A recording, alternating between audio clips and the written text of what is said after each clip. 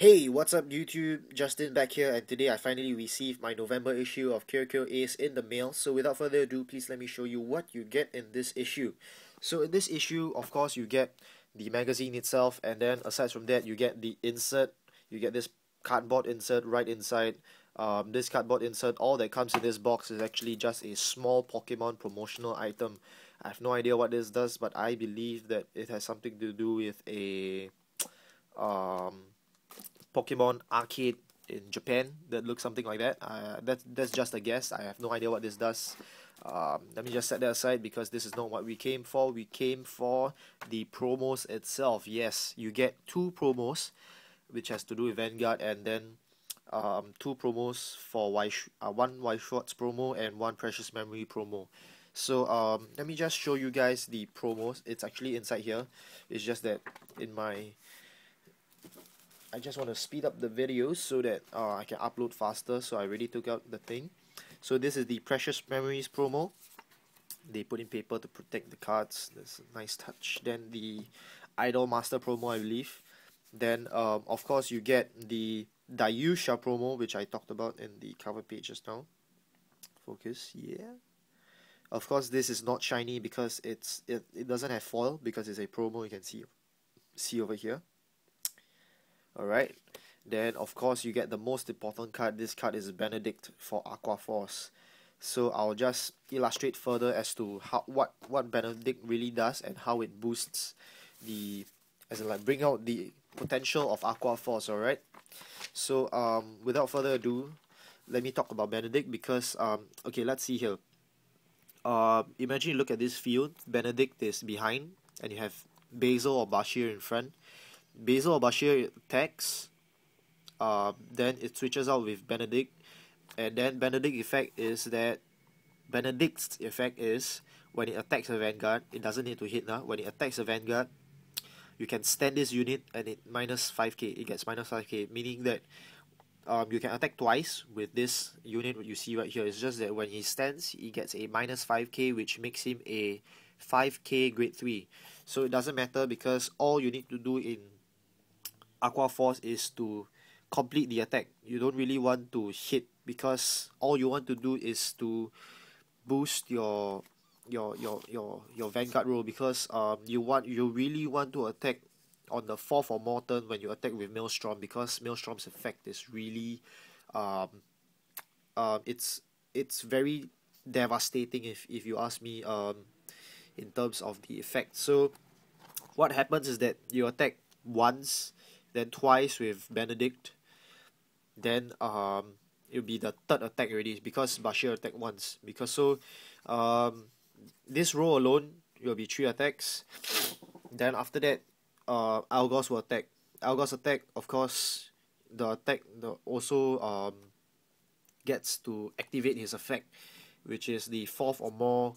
You get to draw 1 card if the attack hits. Then if you have Valeria in front, also 4th or more attack, you get to retire one of your opponent's rear guards. So which makes this Benedict guy here a very useful card because aside from having a grade 2 Bashir in front, you can also put a grade 1 behind, which means that if let's say you don't have one of these swappers you see right here, right, you can put a grade 1 behind Benedict and Benedict stands again, and then you can use the grade 1 to boost Benedict when he's low in power, when he becomes 5k, so you can hit the opponent. So that is about it for Benedict. And of course Maelstrom, you get to activate Maelstrom's effect, which is limit break 4 plus 5k. Then you're in the Vanguard circle, you counterblast 1, get to retire your opponent's rear guard, one of your opponent's rear guard, and you get to draw 1 card, which is pretty devastating if you ask me for Maelstrom's effect. Of course you get to also pull off Aqua Breath Draco Kid's effect much easier, as well as all the cards in Aqua Force. You get to pull it off much easier with Benedict's effect basically. So that is why in this issue it is very important to get it, because you want Benedict. It's not about the others, it's just about Benedict. Yeah. So let me just move on, let you show you guys the other pages. Of course you get Great Dayusha. in my opinion, my review for it is it's not very good, as in like it's not as good as I hoped it would be, because Great Dayusha, the support is not very good in terms of support. The starter is it sucks lah. You guys would know. You guys would agree with me that the starter really sucks, because you will drain your whole field although you get to superior, right? So yeah, that's all that I have to say. And yeah, this is for Great Dayusha. In terms of attack power, he's there. Defense is there. Of course, cross rights you get a 13k. But the thing is, in terms of support and consistency, sadly, the Great Dayusha is not there yet. So let me just move on. Right. What you guys think? Just let me know in the comment section down below.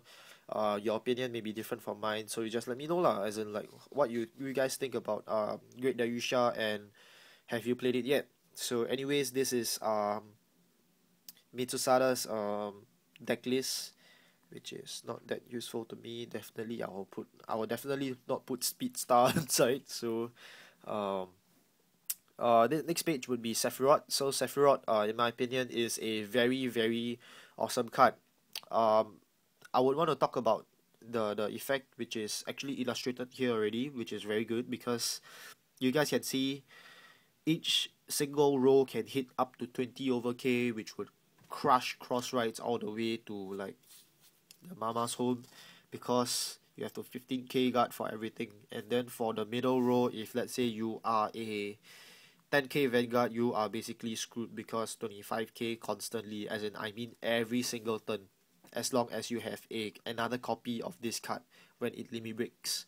So Sephirot is actually a very, very good card, really. So aside from that, this is basically Sephirot for you guys. And then we have, of course, the other Great Nature cards right here. This card is awesome. This card really boosts these two cards, the old vanguards, a lot, because you guys would have known this guy's effect lah. If you guys don't know what I'm talking about, check out my previous video. I did talk about this guy. This guy is it really boosts this guy a lot. So yeah. And then of course we got Zeal. Zeal's effect is of course widely known. You minus your opponent's base power by 5k if you have 5 rear guards. 4 rear guards, you minus 4k during limit break 4 counterblast 2. So my opinion on this guy is that it's seriously broken as compared to Sephirot. In terms of Sephirot and Zeal, they are equally broken, if not Sephirot is more broken, because Sephirot is, in order to get the plus to get the additional power, is actually free. In terms of this guy, you actually need to pay a cost, which is counterblast 2. But this guy is basically a soul saver dragon, soul blasting at least 3 times. The good thing about this being the Dimension Police is because Dimension Police doesn't really have a lot of counterblast units. So basically you get to do this up to about 3 times if you heal once. So this guy is awesome. Yeah. Then of course next one would be these over here. These are lesser used vanguards around. So this is the Mega Blast unit for Dimension Police. Yeah. Then alright, this is the Tachikaze Chronoraptor. A lot of people I've seen playing this, because Tachikaze is really a fun deck, because the support for Tachikaze is really there. It's just that it's still not in the meta yet, as in terms of like beating the meta and stuff. Still not there yet, in my opinion. Then Cecilia, the Musketeers deck, is of course a very fun deck also, because you get to recycle your Musketeers from the drop zone back into your deck. So it really helps you out in terms of the decking out problem. Of course, Neo Nectar never had a decking out problem. It's just that in case you deck out lah. But Musketeers deck, a very fun deck. Support is there. It's just that you cannot hit the magic number very easily. So that's the bad thing about the Musketeers deck. So aside from that, you get your usual, I seriously don't know what this is. I think this had to do with your previous Kyo Ace about, which is the most popular character or something. So first is Aichi, unbelievable. Then second Kai, that kind of stuff. You can see over here. Just gonna flip. Then yeah, got your Dr. O, that kind of stuff. So anyways, yeah, that's about it. We get some coverage for the next few episodes, I believe. I can't read Japanese, so whoa, Q4 versus NA? No. Okay, anyways. Whatever. Oh, there you go. This is another very, very important news update for you guys. You guys will already know by now, but I'm just gonna say it here in case you guys don't already know yet. EBO 4 is Infinite Phantom Legion. So a lot of people believe this is a cross-ride for Cosmolord. We will see, man. We will see. Then this is the new unit for EBO. This is a new Battle Sister unit. Her name starts with an F or something. I forgot what it is already. But these two sets would release simultaneously on the 17th of November, which is about 1 month from now. So of course they will be reprinting Perfect Riser in an alternate art. Triple R, alternate art, Perfect Riser. Then you get this guy. This guy is the KAD, the free half deck. That time you get this guy as the main one of the main attractions of getting the deck. Then reprinting Twin Blader, which is a very hard card to get nowadays. So then reprinting Azure Dragon as a double R, then Grow Rutao as a single R. So this is Infinite Phantom Legion. Of course, the effect for the main unit is not out yet. Hopefully it's out soon, and I'll do an update on that. Then you get, of course, EBO 5 Celestial Valkyrie. They'll be reprinting CEO Amaterasu in that. Of course, this looks much sexier, and yeah. Then you get your Circle Magus and your, what is this, Battle Sister Coco. Battle Sister Coco usually is a triple R in BTO 1, and it becomes a R in EBO 5, which sucks. The Maiden of Libra becomes a single R. Then you get your Sakuya as a double R, your Scarlet Witch Coco as a double R, they're reprinting Chocolate also is a double R. Then your Silent Tom alternate art as a double R. This is of course the Korean art for Silent Tom, and a lot of people has been asking for this, which is awesome because this looks much better than the previous one. So let me just flip over, and of course I think that is all for this issue. Of course you get a Vanguard game also. This is the Vanguard game for your 3DS Nintendo. So if you guys have been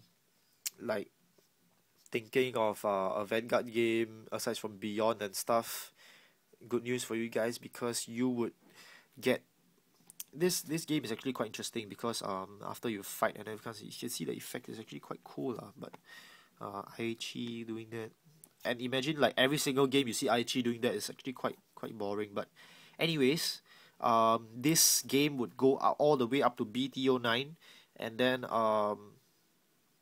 you see here, after you play your games, you get to buy a booster pack just like in real life. So it's quite cool Then Vanguard stationery, which is quite lol.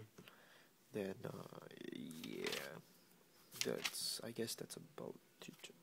Oh yeah, this is promo volume 7. You get Angel Feather, Great Nature.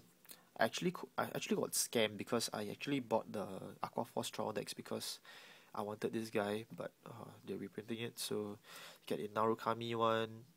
What is this? This is Aqua Force. This is Aqua Force. Then followed by, what is this guy right here? You just focus for you guys. This is this one is Tachikaze. This is Dimension Police, Narukami, Aqua Force, Angel Feather, and then your Great Nature. Let me know which sleeve is your favorite, because mine is actually I couldn't make up my mind, as I wanted Maelstrom because it's Aqua Force, then I wanted this also, then I wanted this also. Just at the end I ended up buying everything, but yeah, so Sometimes I just cannot make up my mind. Anyways, this is about it, man. Yep, this is of course BTO 9 update. It'll be released. I have no idea when this. I think this 16 days after. When will it be released? I forgot. Shit. Ah, yes, 8th of December, because I remember it's in December. So, it will be released 8 December for BTO 9. So hopefully a lot of people has been saying that this is a Azure Dragon cross ride. I strongly believe so. If you haven't got your Azure Dragon copies, get so now. If let's say it's a cross ride, I believe it will be freaking gay. And in terms of gay, I mean gay. Yeah. So that's about it, guys. All these are Pokemon. Then yeah, this one. I may be playing this game soon, guys. I don't know, but maybe only lah. I don't know. It seems quite interesting. But anyways, this is about it for the review for this issue of KKA. So of course, stay tuned for more videos, guys. Thanks a lot for watching. If you haven't subscribed or like this video, please do so for more Vanguard content, and I'll see you guys really soon. Alright, thank you so much for watching and have a nice day, guys. Bye.